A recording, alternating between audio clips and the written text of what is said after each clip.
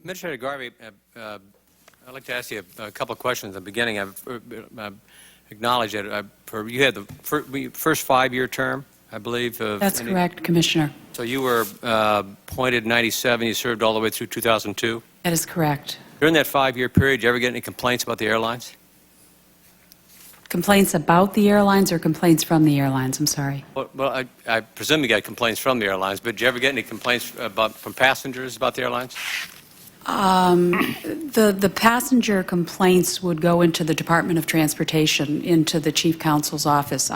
We didn't specifically get complaints in that way. So are you alert to any complaints about excessive application of Title 49 of U.S. Code, the Section 44902 that gives the airlines the authority, and the language is, to refuse to transport a passenger or property the carrier decides is or might be inimical to safety? We might have gotten some complaints. In fact, I'm sure we did in the safety office regarding from passengers about perhaps being mistreated or not treated correctly, at least in their view. That's not the same thing as... No. I'm not recalling any, and I'm sorry. I'd very much like to know, because I mean, one of the things that I keep hearing is, gee, we don't want to put anybody on the list because we're going to be, we'll be harassing people. And I see what you're saying. I've stood in a lot of security lines and heard lots of complaints, but I've never heard a complaint that somebody was being removed from the airline that was unsafe. I've heard a lot more complaints about people who were being prevented from getting on the airlines than just because of the what I consider at the moment to be largely reactive security measure, but that's another point. The no-fly list has been referenced a couple of times. Are you familiar with the no-fly list? Yes, absolutely, Commissioner. And again, from my perspective, and I know there's been a number of questions on this, but from the administrator's perspective, the no-fly list, as Mr. Mono indicated, was created based on information we received from others with a specific so you've got an aviation. Update. You get Security Directive 95 02H updated April 24, 2000. 6 people who are associates of Ramzi Youssef, including Khalid Sheikh Mohammed, that are on the list. That's 6. I presume the airlines have no difficulty handling 6. They can. No, sir. Mr. Mono, you wouldn't defend the airlines if they complained about trying to keep 6 people off? Or it may be difficult for all I know. I don't know. Is it harder than it looks? No, not with a list that small. What was the judgment that was made in April of 2000 to put these 6 on the list? On what basis was Khalid Sheikh Mohammed, Ibrahim, all these guys, there's 6 people on the list. And then there's 6 more that come on the list on August 28, 01. They were also added on the list. And by the way, every single one are associated with some Islamic extremist group. And I really think part of the problem that we're having today is that we continue to tread lightly on this fact, and we keep calling them all terrorists. As if there's a worldwide network of terrorists of all different stripes and all different genders and all different kinds. I mean, the only one that makes the list. There's actually a couple people lower down the list that appear on here that may not be associated with this Islamist extremist effort, are people who are associated with this Islamist extremist network. Is that your understanding of it? Is that how they made the list? I mean, they're making the list because... The way that those individuals made the list is that it came out of the investigation being conducted by the FBI and by the Philippine authorities. So did the FBI recommend they be put on the list? No, we received information that actually had originated in a cooperative effort between FBI and CIA. So we received intelligence reporting that these individuals were tied to... You received intelligence reporting from CIA and FBI? Yes, sir. Saying that these 6 should be on the list? No, sir. That they were associated with Ramzi Youssef, who, as you well know, had been involved in the Bojinka plot, and that they were in some way tied to that plot. So we had a specific concern about these individuals, not knowing what else they might have been up to. Did you consider putting other people on the list at the time that might have some association with Ramzi Youssef? These were the names that came to us in the intelligence reporting. Wait again, it was tied back to the specific You're confusing me, Mr. Mono. At one point you're saying you're making the decision, and now it's somebody else is making the decision. You're making the decision who to put on the list, and I'm asking you, did you consider putting other people on the list besides these 6? As far as I know, at that time, those were the only names that we had tied to that plot. Did you put an inquiry as to whether or not there might be some additional names that should be put on the list? Absolutely. It's part of our standard. Who would you put the inquiry to? With CIA. And do you remember the response? No, sir. By not remembering, you presume that they didn't respond? Part of the process for us, whenever we open one of the intelligence case files that I mentioned earlier, right, is to follow up on that and to continue to ask questions for additional information. So it's just part of the process. It's not something that was done only in this case. It's done in all cases where... Well, I just score the point that a number of other commissioners has made. Given the specificity of U.S. Code 49, what it requires the airlines to do, it seems to me, particularly with what was going on at the time, that some effort would have been made to produce a larger list of this.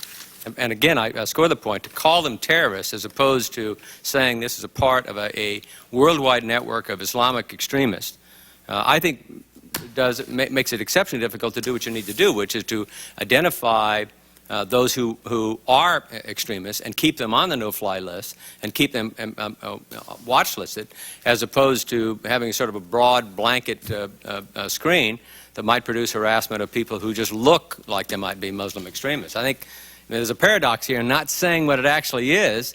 You end up harassing people who may not actually be terrorists, but that's a longer point. Let me ask you, Mr. Mono, you were the deputy to, is it Pat McDonnell? Is that who was your predecessor? Yes. Were you present when he did the CD-ROM briefing on April 2000? Well, when it was produced, yes. Were you present in April 2000 when he presented it? Were you, Administrator Garvey, were you present when this? No, I was not. Have you seen the details of it? I have not. It's only been reported to me. When was it reported to you? Post 9/11. Have you seen it, Mr. Mono? The CD-ROM was actually produced in about 700 copies and disseminated to the aviation industry, airports, FAA field offices. So it was actually quite widespread. Look, I mean, I have here the rebuttals that you all have sent up for Eleanor Hill's statements that she made to the Joint Inquiry. She was, I think, the staff director for the Joint Inquiry. Things that she said about the FAA, didn't do this, didn't do this, didn't do this, and your rebuttals are basically, we didn't know, we didn't get the intel, nobody told us. Right down the list. The CIA didn't tell us, FBI didn't tell us. And I got to say, just honestly, if it had been 2 or 3 of them, I would have been on your side. But when it accumulates like 15 or 20 of them, at some point you say, geez, why didn't you push back and ask? I mean, I just tell you, my reaction to your rebuttals does not bring glory to the agency. It's quite the opposite. It causes me to say, I don't understand how there could be so many situations where you simply say, they didn't tell us. But this, by the way, is not they didn't tell us. You go through the 29 slides I think we've got here, 29 slides. Have you, Mr. Mono, Yes, sir, I'm familiar you've gone with through it. them?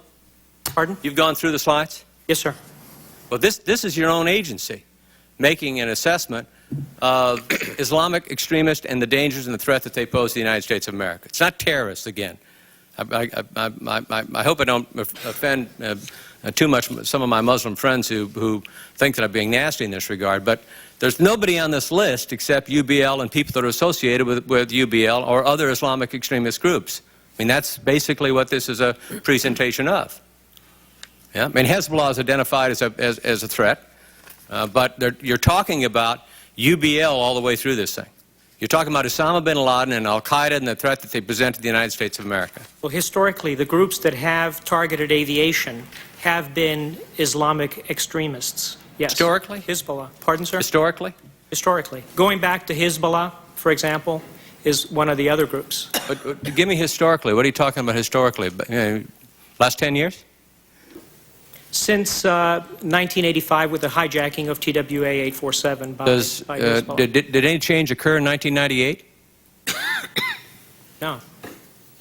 So you're saying that this is basically you've got a, I mean, are you saying that there's no increase in concern about the danger to the United States from Islamic extremists in 1998? No, there was, and we wrote several assessments, sent out information circulars. But if you let me just pull up one of these slides. I think it was the one that Commissioner Romer quoted from. I got to get the exact. No, I've got it right here. Unfortunately, it's slide 24. When the conclusion is reached, and I guess Irish, I'm asking you on this one, but which is when the conclusion is reached in slide 24, that fortunately we have no indication that any group is currently thinking in that direction. That's the statement that's made, and there's a lot in there, a lot in that statement. We have no indication that any group is currently thinking in that direction. I mean, the first question I would ask is, so, do I need an indication that somebody's thinking in that direction? I mean, take the Rassam plot. We've got the details of the Rassam plot, not ahead of time. We didn't have the Rassam plot prior to arresting Rassam in Seattle, did we? I mean, he was a threat to LAX. We didn't knock that threat down as a consequence of security at LAX. We didn't discover the details of the plot. So when you say, Administrator Garvey, your language is we had no credible and specific intelligence indicator that UBL and all the rest of them were actually plotting to hijack commercial planes. I say, do you have to have a specific plot? Do they do you need a memo from them saying this is what we're going to do? And the answer is no. And so when you say we have no indication any group is currently thinking that direction, I'm wondering, was there a conversation? Is that challenged internally? I don't know what the process is. Do you have a conversation with anybody from the National Security Council? How do you get that double checked? Because as it turns out, it wasn't true. That was an analytical judgment. There was no specific and credible information that Al-Qaeda or anybody else. Believe me, I know it's an analytical judgment. I recognize that it's an analytical judgment. The question is, was Jim or Mary or Dick sitting there saying that their analytical judgment was completely different?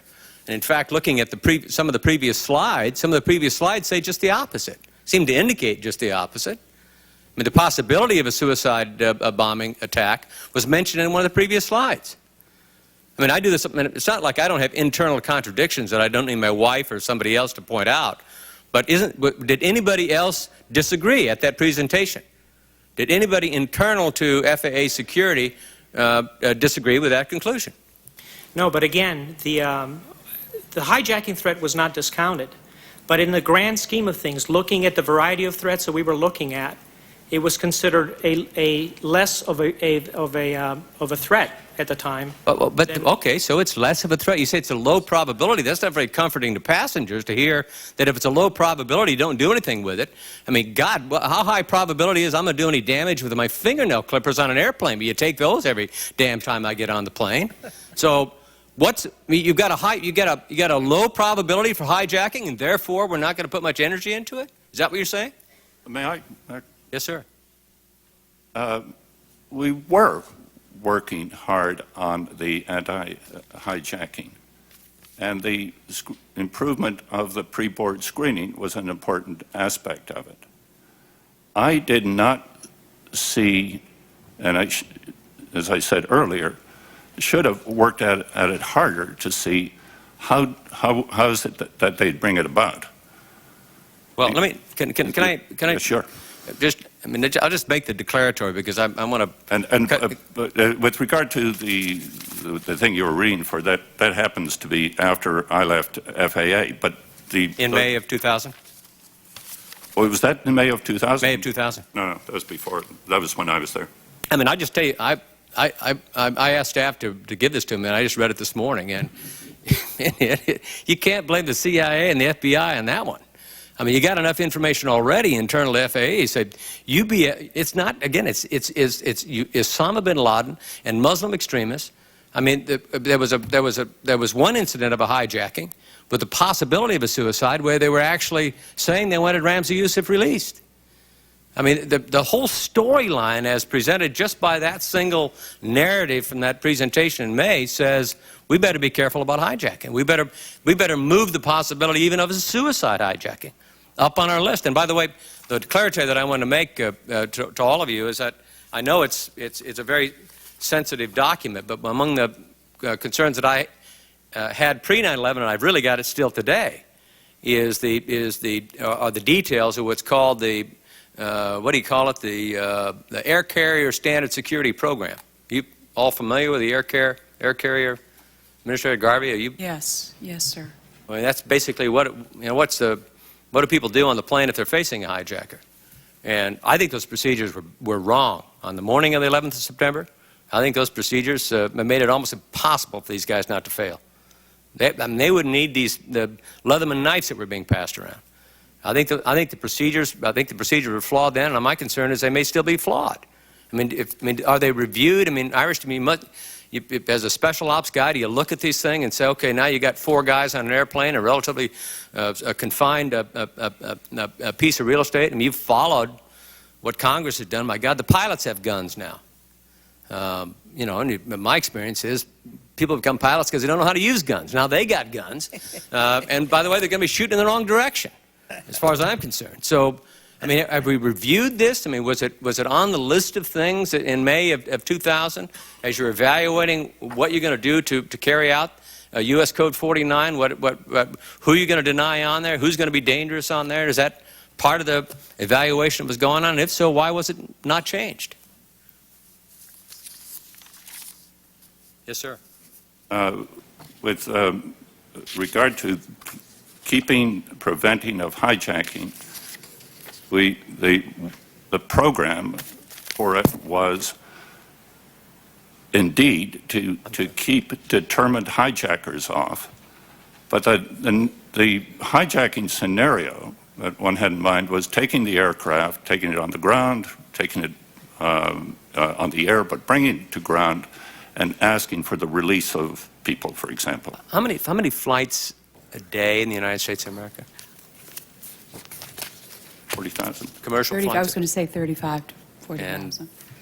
I mean, one of the, I mean, I understand that although I've got obviously some sharp questions of all of you of what was going on pre-9/11, I'm also very much aware of what I was being told by, you know, Sandy Berger,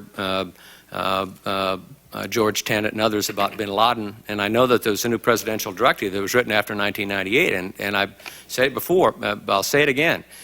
After the attack on Dar al-Salam in Nairobi, and I say this with great respect, Administrator Garvey, you said that after 9/11 there was a war. Before 9/11 there was a war. There was a war before 9/11. It didn't start with 9/11. That was one of the military actions against us. But there was a war going on before that. And I'm not blaming you for this, because it seems to me at some point the President, the National Security Advisor, whether it's President Clinton or President Bush or Berger or Rice, they've got to drive this thing all the way down to the FAA, or it isn't going to work, because you're dealing with all kinds of other problems, whether it's CIA or FBI simply saying we're not going to tell you what's going on. But at the time, in 1998, there was no question that bin Laden was public enemy number 1, and then he had declared war on us. And that, by the way, he was enormously sophisticated. It was not like World Trade Center 1 where somebody's going back and trying to get the refund on a Ryder truck. They were very sophisticated to be able to hit Dar al-Salam and Nairobi the way that they did. And it should have, I think, been driven all the way down to the FAA so that you modified and changed the procedures on that airplane, on those airplanes. I just passionately believe that's the case.